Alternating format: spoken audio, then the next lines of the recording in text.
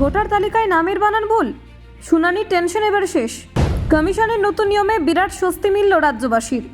নামের বানান ভুল থাকলেও আর নয় ভয়, ভোটারদের জন্য বড় স্বস্তির বার্তা দিল কমিশন। বাবার নামে ভুল থাকলেও আর শুনানি নয়, ভোটার তালিকায় নতুন ছাড়।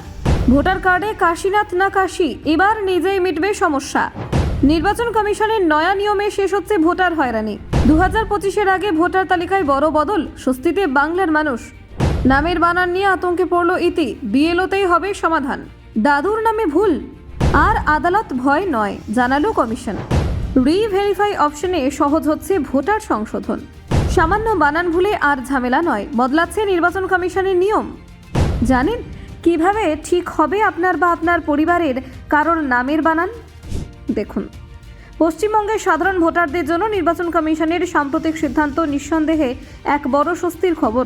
দীর্ঘদিন ধরে ভোটার তালিকায় নামের বানান, পদবি বা পারিবারিক পরিচয়ে সামান্য ভুল থাকলে মানুষের মধ্যে অযথা আতঙ্ক তৈরি হতো। অনেকে ভাবতেন এই ভুলের জন্য হয়তো অফিসে দৌড়ঝাঁপ, শুনানি কিংবা আইনি জটিলতায় পড়তে হবে। 2025 সালে ভোটার তালিকা সংশোধনের আগে কমিশনের নতুন নির্দেশিকা সেই ভীতি অনেকটাই দূর করেছে। রাজ্যের বহু পরিবারের ক্ষেত্রে দেখা যায় বাবা মা বা দাদু ঠাকুমার নামের বানান পুরনো নথি আর বর্তমান নথিতে একরকম নয়। বিশেষ করে 2002 সালে ভোটার ডেটার সঙ্গে 2025 সালে আপডেটের তথ্য মিলিয়ে দেখতে গিয়েই গরমিল আরও স্পষ্ট হচ্ছে।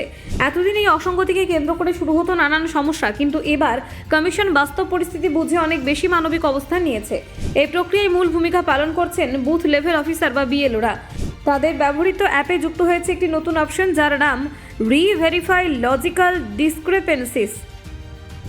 এই অপশনের মাধ্যমে বিএলও সহজেই বুঝতে পারবেন কোন কোন ক্ষেত্রে তথ্যের গরমিল যুক্তিসঙ্গত এবং কোন ক্ষেত্রে তা গুরুতর। নতুন নিয়ম অনুযায়ী নামের বানানে সামান্য পার্থক্য থাকলে তা আর বড় সমস্যা হিসেবে ধরা হবে না। যেমন পুরনো তালিকায় যদি কারোর নাম কাশীনাথ লেখা থাকে আর নতুন নথিতে কাশী লেখা হয়, তাহলে সেটি স্বাভাবিক ত্রুটি হিসেবেই দেখা হবে। এই ধরনের ক্ষেত্রে বিএলও নিজেই যাচাই করে সংশোধন করবেন এবং ভোটারকে কোনো শুনানির মুখে পড়তে হবে না। একইভাবে নামের মাঝখানের অংশ বা পদবি নিয়ে সামান্য অমিল থাকলেও শুনানির প্রয়োজন হবে না। অসীম কুমার দত্ত ও অসীম দত্ত এই ধরনের উদাহরণে কমিশন স্পষ্ট জানিয়ে দিয়েছে এগুলো বড় কোনো অসঙ্গতি নয়। বাস্তবে একই ব্যক্তি হলে বিষয়টি বিএলও স্তরেই মিটে যাবে। নামের কিছুটা বড় পরিবর্তন ক্ষেত্রে কমিশন তুলনামূলকভাবে শিথিলতা দেখিয়েছে, যেমন বাসু ও বাসুদেব। এই ধরনের ক্ষেত্রে একটি ঘোষণাপত্রের মাধ্যমে বিষয়টি গ্রহণযোগ্য বলে বিবেচিত হবে। এখানে মূল কথা হলো ভোটারের পরিচয় ও ব্যক্তি একই কিনা সেটা নিশ্চিত করা। তবে যদি দেখা যায় একেবারেই আলাদা, যেমন কমল থেকে শ্যামল, সেক্ষেত্রে বিষয়টি আর ছোটোখাটো ভুল হিসেবে ধরা হবে না। এই ধরনের ঘটনায় বিএলও নিজে থেকে সংশোধন করতে পারবেন না, তখন শুনানির নোটিশ জারি হওয়ার সম্ভাবনা থাকবে। অর্থাৎ কমিশন স্পষ্ট রেখেছে কোন জায়গায় ছাড় দেওয়া হচ্ছে আর কোন জায়গায় ছাড় নয়। Bureau report, news prime Times.